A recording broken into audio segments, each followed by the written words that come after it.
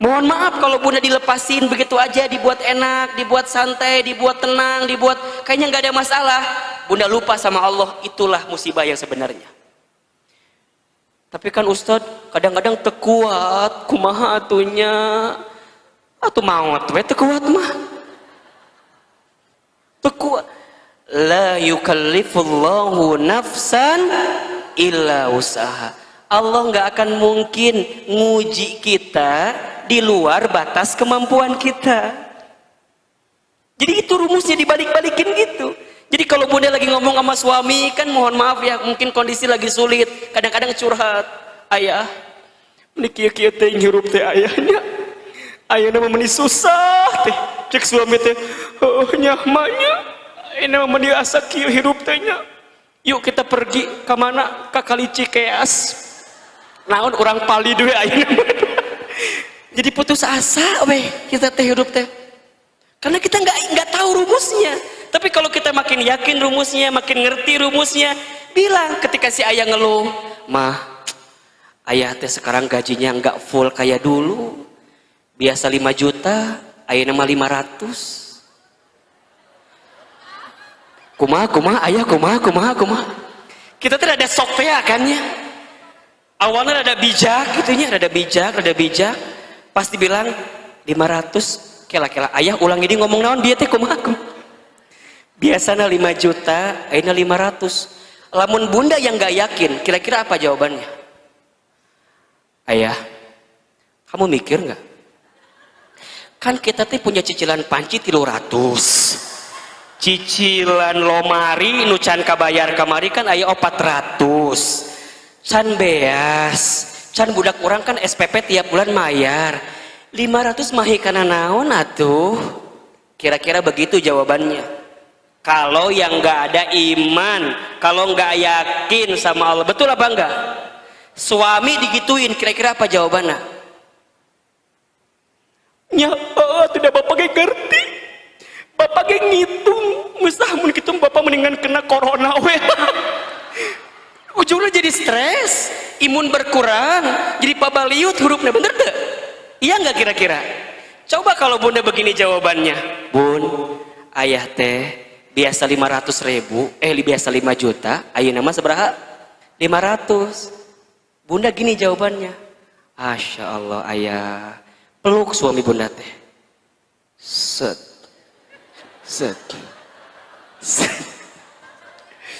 ulah kenceng teh, apa tuh? Dipeluk sama bunda teh, dibisikin di telinganya, ayah mikir tuh gitu. Jangan gitu atuh. Bunda peluk, bilang, ayah nggak apa-apa, yakin kalau sekarang ayah 500.000 dapatnya, mama bunda insya Allah nguatin, cukupin. Bunda bisikin di telinga suami bunda, la yukallifullahu nafsan illa usaha. Allah nggak akan ngasih beban sama kita ayah, kecuali Allah tahu batas kemampuan kita. Buat bunda mah nggak penting penghasilan ayah berapa, yang penting ayah selalu bersama dengan bunda. Gitu. Hari itu tenang, isuk liur. Minimal hari itu tenang dulu gitu kan, besok mah belum tentu ayah orang dia, bener tuh. Bisa aja bunda pagi-pagi ngomong gitu kan, bisa aja sorenya meninggal, bener nggak? Ayah, kalau dilihat dari wajah ayah mada, ayah teh nggak akan lama lagi kelihatannya. Udah pasrah. Sok we mama mah nyerahkeun ka Allah. Bade dicanak bapak ayeuna mangga. Bade enjing lebih cepat lebih baik. Jadi saling nguatin di rumah tangga, bukan saling melemahkan, bahkan jangan saling menyalahkan. Sabar bunda, ini hidup inilah. Sampai yang terakhir, kalau bunda mau bahagia, bertaubat, banyak taubat. Saat kita sudah berbuat dosa, bunda, yang membuat manusia itu mulia karena apa?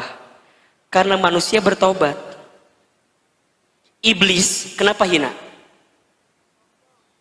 Iblis kenapa hina? Karena dia sudah tahu berbuat salah, sudah tahu mungkar, berbuat gak baik dalam hidupnya, tapi nggak mau bertaubat di hadapan Allah. Tapi yang membuat manusia itu menjadi mulia saat dia pernah berbuat dosa, kemudian dia segera bertaubat kepada Allah. Itu yang menjadi kemuliaan kita. Makanya Allah itu suka kepada orang yang sering bertaubat ya. Innallaha yuhibbut tawwabina wa yuhibbul mutatahhirin. Sesungguhnya Allah mencintai orang yang banyak bertaubat dan orang yang mensucikan diri.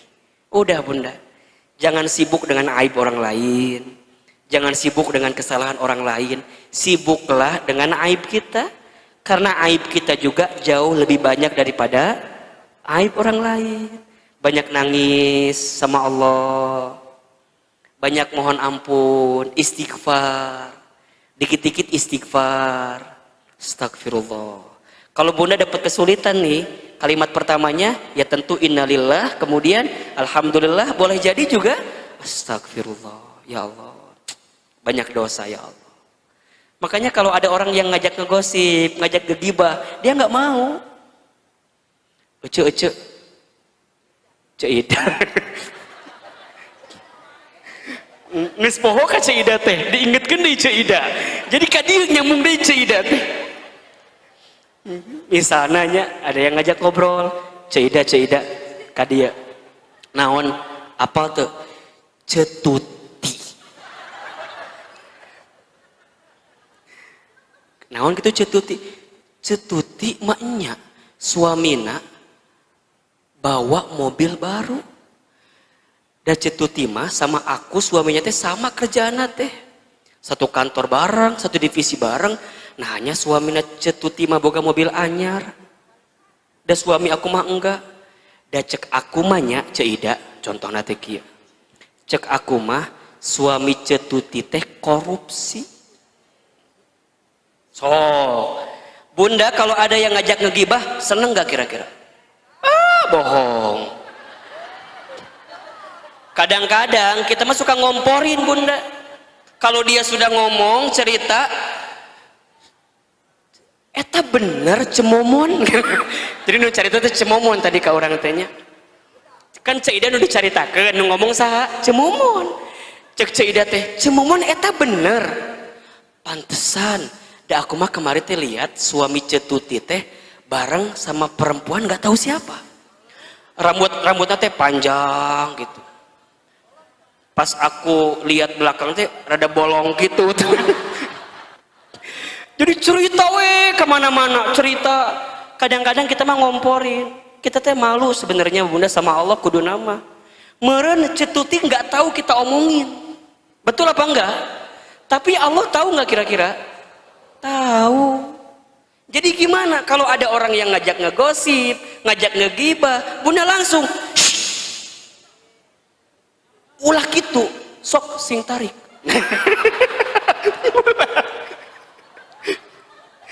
Ulah gitu. Ulah gitu. Jempe. Jadi bunda kalau nggak, tapi Ustaz sih eta mah ngomong wae terus. Kan ada ya teman kita yang udah kita bilang, udah jempe, tapi ngomong wae terus. Gimana caranya? Tinggalkan ulah ieu mah. Aku teh nggak mau denger. Tapi cicing di samping dia.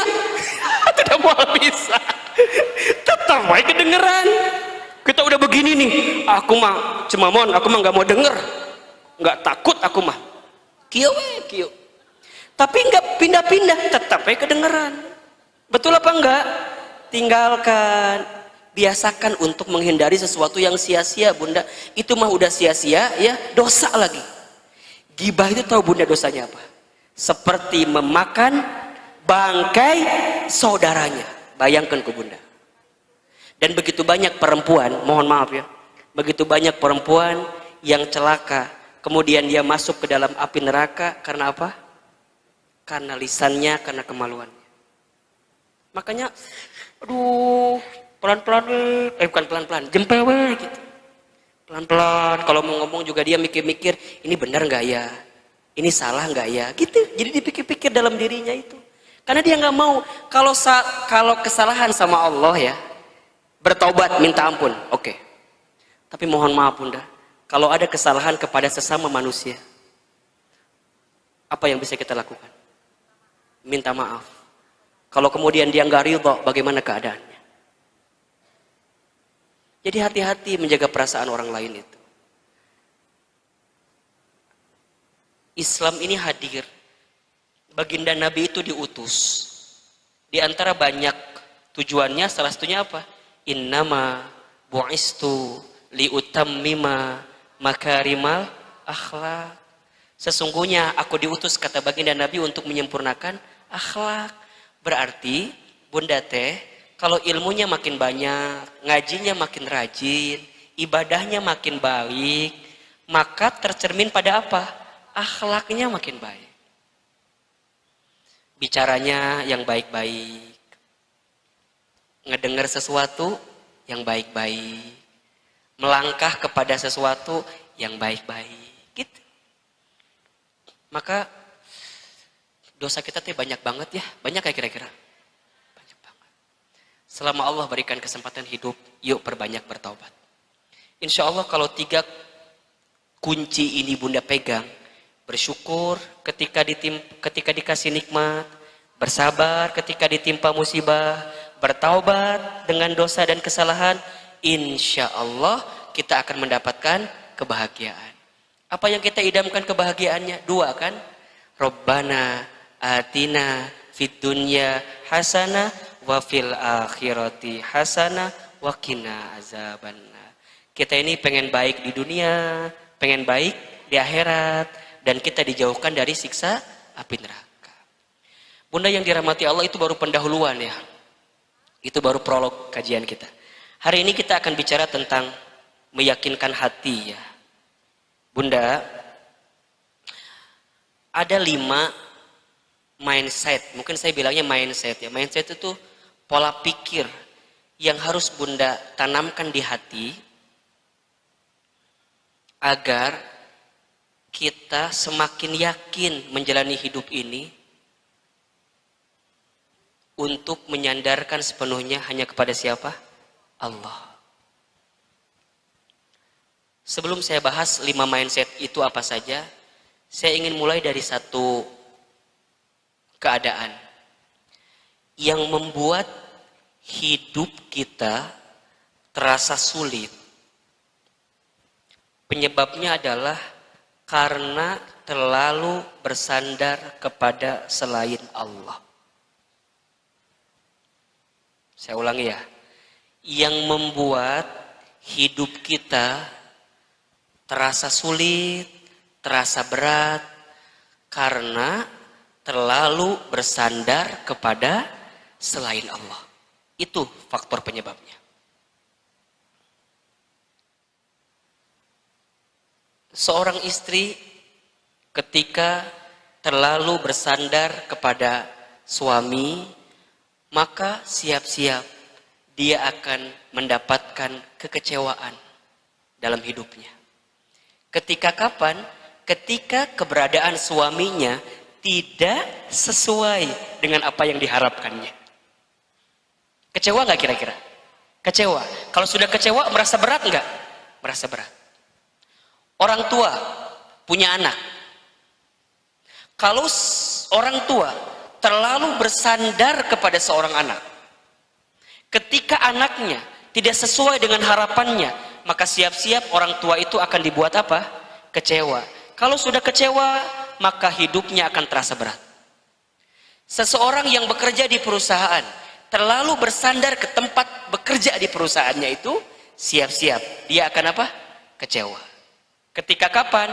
Ketika dia harus dirumahkan, ketika dia harus di PHK, ketika harus diberhentikan dan segala macamnya.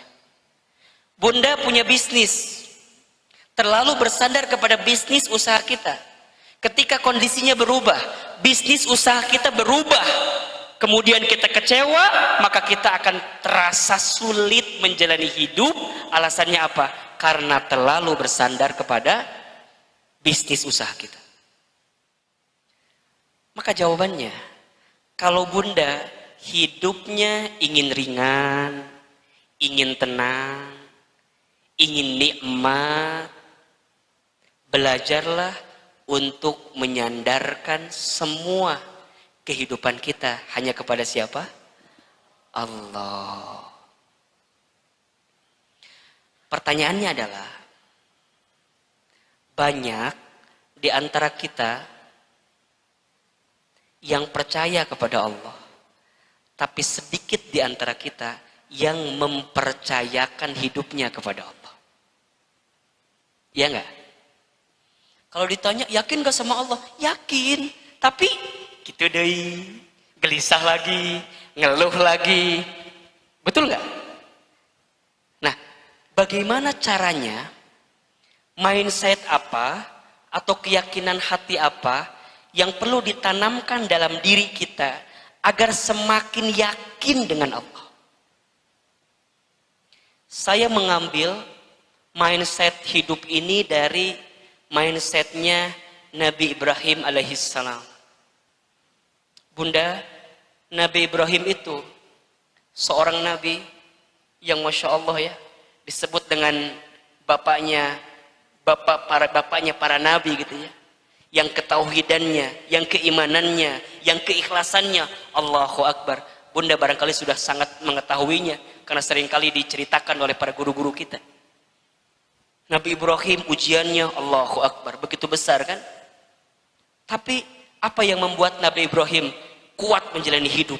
Karena kuat keyakinannya kepada siapa? Kepada Allah. Nah, Ahilman, apa di antara keyakinan-keyakinan Nabi Ibrahim alaihissalam yang bisa kita pelajari, kemudian kita tanamkan di hati kita agar makin yakin dengan Allah? Bunda buka surat Asy-Syu'ara, surat ke-26, ayat 78, ya, sampai ayat 82 ya. Kita bahas ini, kan tadi 5 ya. Surat Asy-Syu'ara ayat 78 sampai 82. Ini berisikan tentang 5 mindset dalam hidup ya, terinspirasi dari Nabi Ibrahim alaihissalam, yang akan membuat kita semakin yakin dengan Allah. Jadi kalau Bunda sedang menghadapi kesulitan, sedang menjalani hidup, maka yakini 5 mindset ini. Oke, kita bahas satu persatu ya. Yang pertama, keyakinan dalam hati kita yang perlu kita tanamkan adalah A'udzubillahi minasyaitonirrajim. Bismillahirrahmanirrahim. Allazi khalaqani fahuwa yahdin. Allazi khalaqani fahuwa yahdin. Dialah Allah yang telah menciptakan aku, maka dialah Allah yang menunjukkan jalan kepadaku atau memberi petunjuk kepadaku. Ini keyakinan pertama. Dialah Allah yang menciptakan aku, dan dialah Allah yang memberikan petunjuk kepadaku. Bunda, yang menciptakan kita siapa? Yang menciptakan kita siapa? Allah. Kalau Allah yang menciptakan kita, berarti yang mengatur urusan hidup kita siapa? Allah. Nah, sekarang pertanyaannya, Bunda dalam hidup ngikutin aturannya siapa? Kalau Bunda hidupnya ngikutin aturan kita, aturan saya, aturan yang jadi maunya kita, bukan aturan Allah, maka siap-siap kita akan dibuat sulit dalam hidup. Kita paham, kita yakin Allah yang menciptakanku, berarti Allah yang mengatur urusan hidupku. Berarti kalau kita ingin hidupnya benar, ingin hidupnya baik, ikuti aturan yang mengatur hidup kita, yaitu Allah. Allah menciptakan aku, gak mungkin Allah menelantarkanku, gak mungkin Allah meninggalkanku, gak mungkin Allah menyesatkanku, gak mungkin Allah menjauhiku. Selama aku ngikutin maunya Allah, pasti Allah nunjukin jalan terbaik untuk aku. Ketemu rumusnya gak? Kalau bunda yakin yang menciptakan kita adalah Allah, maka bunda pun juga harus yakin yang ngatur urusan hidup kita siapa? Allah. Kalau bunda yakin yang ngatur urusan hidup kita adalah Allah, maka bunda akan serahkan sepenuhnya kepada siapa? Allah. Bunda, coba tengok bagaimana kisahnya Nabi Ibrahim alaihissalam.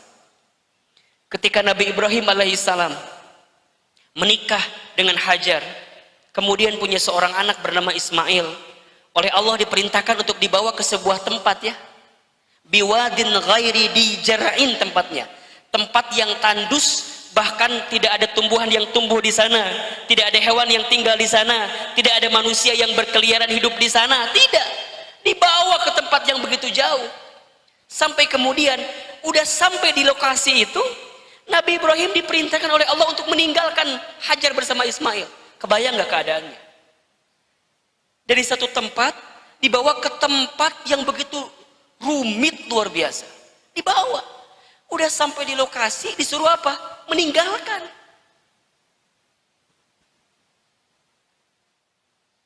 Hajar solehannya luar biasa. Ketika Ibrahim hendak meninggalkan Hajar, kemudian Hajar bertanya, "Wahai suamiku, hendak kemana engkau? Bukankah engkau baru aja mengantarkan aku bersama anakku di tempat ini? Ini tempat tandus luar biasa. Ini nggak ada tumbuhan, ini nggak ada hewan, nggak ada manusia yang tinggal. Kemudian engkau pergi meninggalkanku." Apa jawaban Ibrahim? "Hadza min amrillah."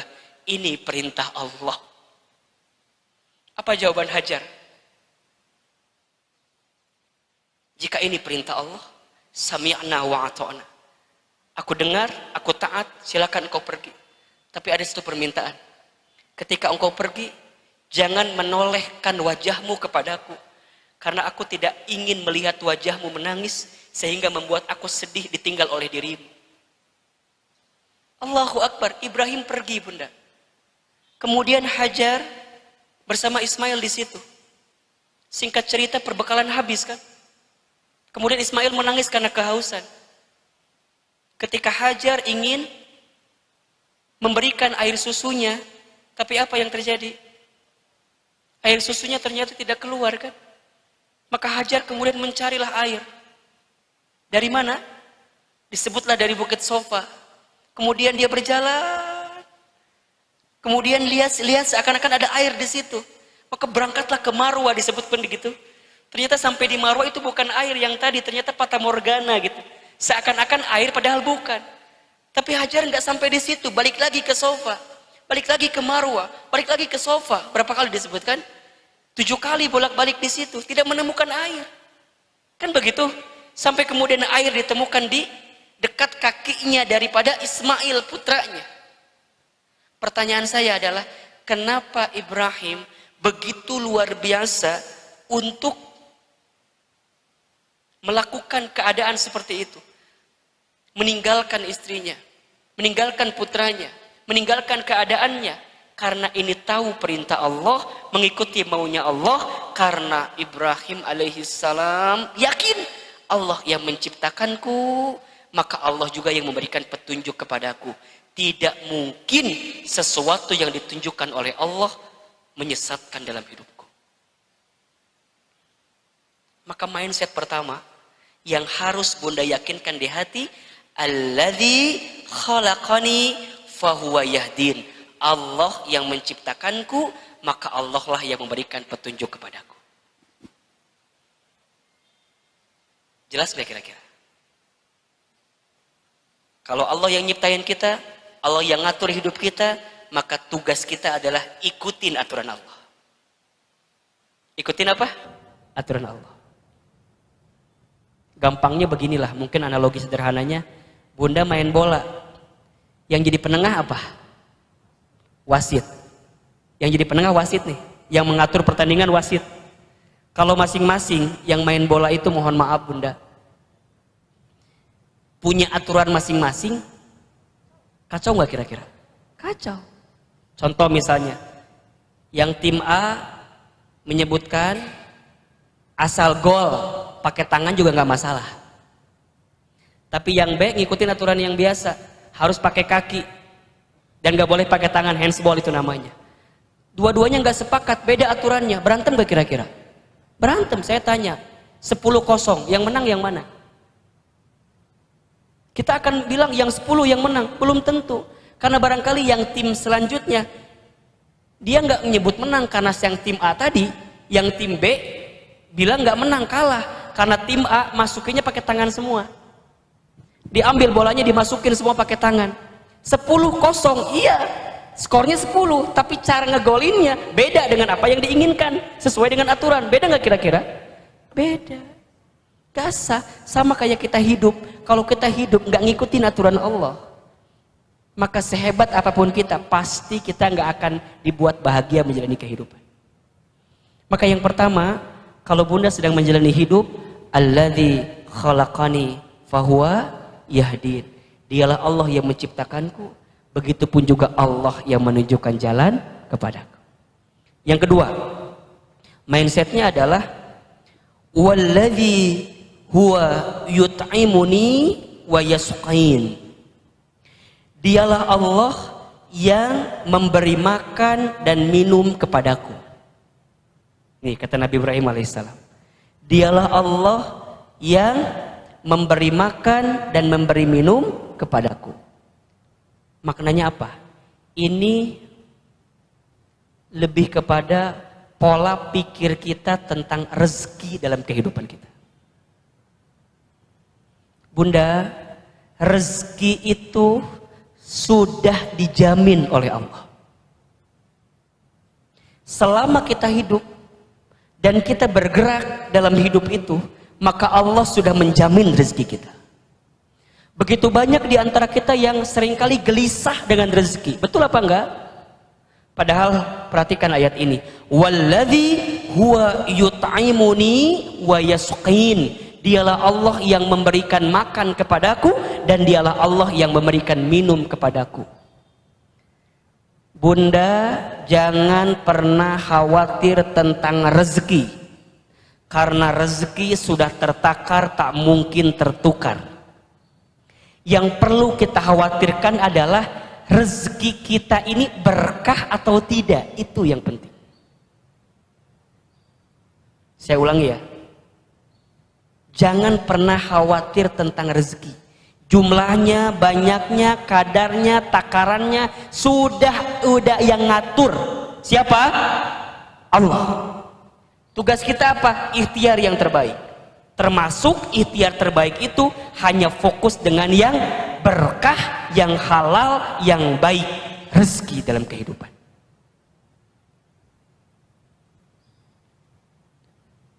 Kerja kita itu, bisnis kita itu tidak menentukan rezeki kita. Itu hanyalah bentuk kewajiban kita kepada Allah. Bunda bisnis, bunda bekerja, itu hanyalah kewajiban kita ikhtiar. Tapi hasil yang menentukan siapa? Allah. Dan Allah selalu tahu mana yang terbaik rezekinya untuk kita. Makanya kata Sayyidina Umar bin Khattab radhiyallahu anhu kan pernah mengatakan bahwa aku tidak pernah risau, aku tidak pernah gelisah dengan hidup, karena aku percaya, aku yakin sesuatu yang sudah tercatat untukku tidak akan pernah meninggalkanku. Dan semua sudah ada kadar takarannya rezeki masing-masing, dan kita percaya bahwa Allah pasti memberikan rezeki kepada kita. Wa ma min dabbatin fil ardi illa 'alallahi rizquha. Dan tidak ada makhluk yang bergerak di muka bumi kecuali Allah jamin rezekinya. Kalau bunda nggak yakin ini di hati, gelisah pasti. Tugas kita, ayah, ya, para suami, para bapak, pasangan kita, ayah, kita ikhtiar aja yang maksimal. Allah yang menjamin rezekinya. Makanya saat bunda keluar rumah, apa kalimat yang bunda sering kali baca doanya? Bismillahi tawakkaltu 'alallah la haula wala quwata illa billah. Dengan menyebut nama Allah, tawakkal 'alallah, Tawakkaltu 'ala Allah. Aku menyerahkan kepadamu-Nya ya Allah. Gitu. Maka mindset kedua yang perlu Bunda yakinkan di hati adalah dialah Allah yang menjamin urusan rezeki kita. Yang ketiga, wa idza maridtu fahuwa yashfin. Dan apabila aku sakit, dialah Allah yang menyembuhkan aku. Masya Allah. Jadi yang pertama tadi urusan apa? Urusan hidup ya. Urusan hidup kita, skenario hidup kita. Yang nyiptain kita siapa? Allah. Berarti yang ngatur hidup kita siapa? Allah. Berarti kalau kita mau hidupnya baik, mau hidupnya benar, ikutin aturan siapa? Allah. Yang kedua urusan apa? Rezeki, ya, urusan rezeki. Yang ketiga, wa idza maridtu fahuwa yashfin. Dan apabila aku sakit, dialah Allah yang menyembuhkan aku. Ini berarti tentang sesuatu yang menyakitkan dalam hidup kita. Tubuh ada sakitnya, fisik. Tapi selain fisik, ada nggak yang suka bikin sakit? Ada. Sakit hati, ya nggak? Terluka, terhianati, betul kan? Ada yang mitnah kita, ada yang ngehina kita, ada yang ngomongin kita, ada yang nyakitin kita. Sakit nggak kira-kira Bunda? Sakit. Apa kata Nabi Ibrahim? Fahuwa yashfin. Dialah Allah yang menyembuhkan rasa sakit dalam hidupku. Jelas? Karena Allah yang mampu menyembuhkan kita. Begitupun juga mohon maaf, kalau ada di antara kita yang hari ini sedang sakit hati, ada yang sedang terluka perasaannya, ada yang merasa, Ustadz sakit banget, ada yang ngomongin saya di belakang. Iya, kalau di depan namanya bukan ngomongin. Sakit Ustadz, gimana caranya? Fahuwa yashfin. Balikin ke siapa? Allah. Bunda, Ustadz, Bunda teh udah bilang A sampai Z ke suami, tapi suami teh meninggal berubah-berubah. Kumahanya Ustadz? Fahuwa yashfin. Allah yang menyembuhkan rasa luka di hati kita. Jelas? Jadi kalau sekarang kita terluka, terhianati, tersakiti, siapa yang bisa menyembuhkan luka hati itu? Allah. Fahuwa yashfin. Maka dia tidak akan sibuk gitu loh dengan kesulitan yang dihadapinya, karena pada akhirnya hanya dikembalikan kepada Allah. Inna lillahi wa inna ilaihi raji'un. Bunda nangis boleh. Bunda lagi sakit nih, kemudian nangis boleh, tapi yang nggak boleh berlebihan nangisnya. Nggak jempe, nangis we terus udah. Kalau butuh sehari nangis mangga, 2 hari nangis mangga, 3 hari nangis mangga, tapi sepanjang hidup nangis we terus. Atau Bunda, sayang air mata kita dihabiskan untuk menangisi sesuatu yang tak perlu kita tangisi berlebihan. Udah. Tapi kan Ustadz, kumahanya aku teh kalau inget suami suka nangis lagi. Terus Bunda maunya kumaha? Gitu we. Naon kan liur. Kan ada yang curhat, yang ngomong sama saya, udah cerita kemana-mana. Saya bilang cuman gini aja, ya udah, Bunda maunya gimana? Oh gitulah pokoknya mah. Ya apa? Gitu udah sakit hati banget Ustadz. Terus kumaha? Ustadz mah ngerti. Jadi pabaliut kan? Udah we, dah Ustadz ngerti, Bunda kita apal. Ujungnya apa? Udah. Fahuwa yashfin. Allah yang bisa menyembuhkanku. Jadi yang pertama tadi urusan apa? Urusan hidup, skenario, rencana kita hidup. Yang kedua urusan apa? Rezeki. Yang ketiga urusan apa? Kesehatan, sakit dalam hidup kita hari ini, ya. Yang keempat, walladzi yumituni thumma yuhyin. Dan dialah Allah yang mematikan aku, kemudian akan menghidupkan aku kembali. Bunda, yang menghidupkan kita siapa? Allah. Yang mematikan kita nanti siapa? Allah. Setelah itu nanti kita akan dihidupkan kembali dalam fase kehidupan yang selanjutnya, alam kubur. Setelah alam kubur nanti ada alam akhirat kita. Bunda, hidup di dunia ini bukan untuk hidup, tapi untuk yang maha hidup. Mati bukan akhir kehidupan, justru mati itulah awal kehidupan yang sebenarnya. Maka orang beriman tidak takut mati. Orang beriman tidak gelisah dengan mati.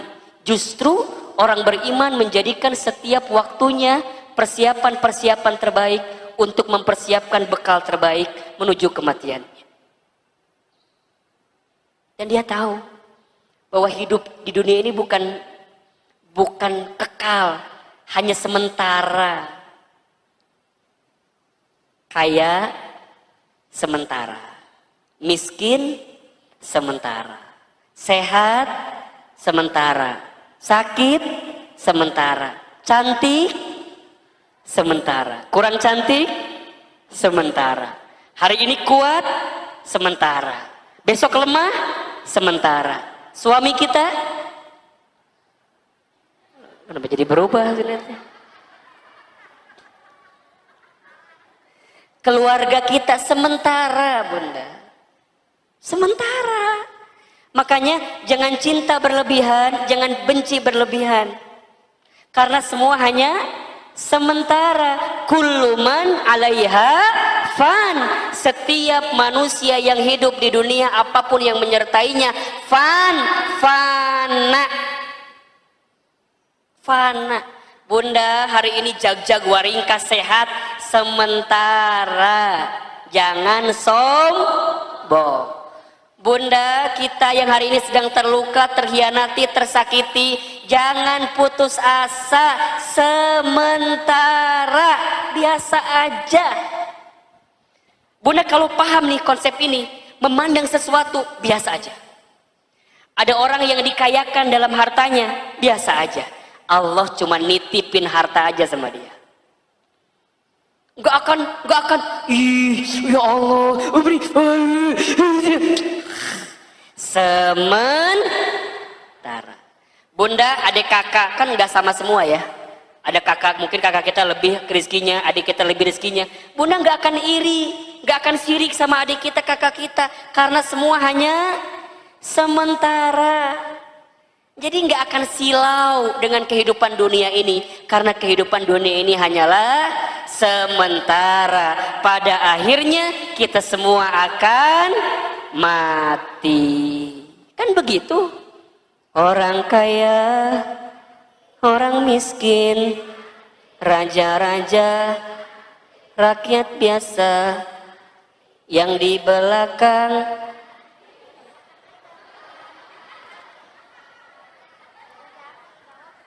yang di atas, yang di tengah, Ustadz Hilman wafat, ulah mati teuing atuh wafat, ya Robana ya Karim. Wafat, kita pasti akan mati, Bunda. Apa yang mau kita sombongin sih sekarang? Makanya saya tuh wallahu alam ya, Bunda merasakan hal yang sama atau enggak, Bunda? Belakangan ini waktu dengan kematian tuh terasa makin dekat gitu. Ya enggak kira-kira? Kayaknya dulu tuh ya kalau bicara corona, covid itu kan kayaknya jauh banget gitu ya. Hari ini tuh ya Allah, tetangga kita, saudara kita, guru-guru kita gitu.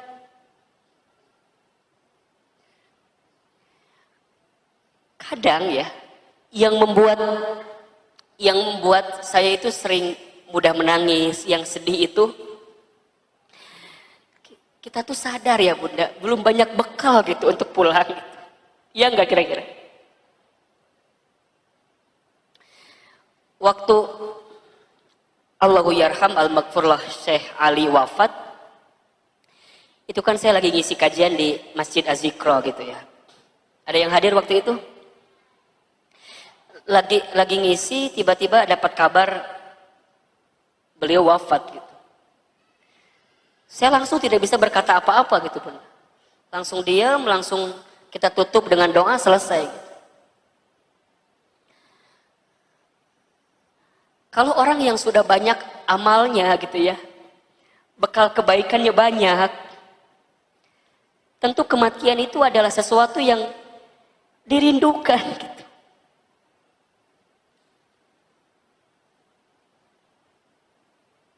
Banyak orang-orang soleh ya, yang kita lihat mereka adalah orang-orang soleh selama hidupnya, walau alam, karena tentu Allah yang punya pengetahuan yang sesungguhnya, kita kan hanya bisa lihat kasat mata aja gitu. Allah panggil usianya gitu. Dan ada orang yang jasadnya sudah mati, tapi kebaikannya masih hidup gitu. Makanya nanti ada istilah, ada usia, ada umur. Ini beda Bunda. Usia itu hitungan angka, itu usia. Bunda 60, 50, 40, Ahilman misalnya 30, itu hitungan angka. Tapi ada umur. Umur itu hitungan kesadaran. Termasuk hitungan kebaikan. Boleh jadi usianya pendek, tapi umurnya panjang. Boleh jadi usianya pendek, tapi umurnya panjang. Maksudnya apa? Orangnya sudah wafat, tapi kebaikannya masih kekal. Syekh Ali wafat di usia 44 tahun. Tapi umurnya boleh jadi lebih panjang daripada usianya 44 tahun. Betul apa enggak? Sampai hari ini kita masih dengar tilawah Qur'annya. Sampai hari ini kita masih dengar potongan-potongan video dari beliau. Almarhum Gurunda Morobina Kiai Haji Muhammad Arifin Ilham. Usianya sudah wafat, tapi umurnya masih panjang, azikronya masih ada, penerusnya masih ada, zikirnya masih bisa kita lantunkan, doa-doanya masih kita bisa bacakan terus, umurnya masih panjang, usianya pendek. Pertanyaannya adalah, kita hari ini masih diberikan usia, betul apa enggak? Namun setelah usia kita wafat, kira-kira umur kita panjang apa enggak?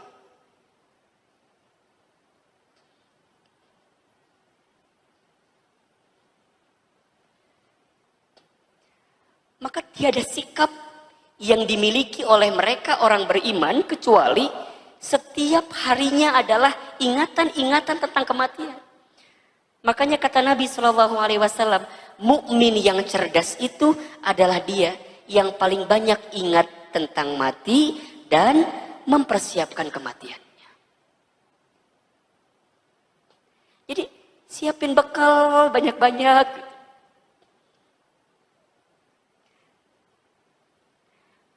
Infak, sodako, baca Quran, berbuat baik sama orang lain, ikut taklim, tidak mau menyakiti orang. Karena kita tahu bahwa hidup ini bukan di sini sebenarnya, tapi nanti di sana. Ahilman, mungkin saya pinter nyampein sesuatu gitu ya, menceramahi sesuatu. Kadang saya takut. Ya Allah, kira-kira yang saya sampaikan udah saya amalkan atau belum? Takut.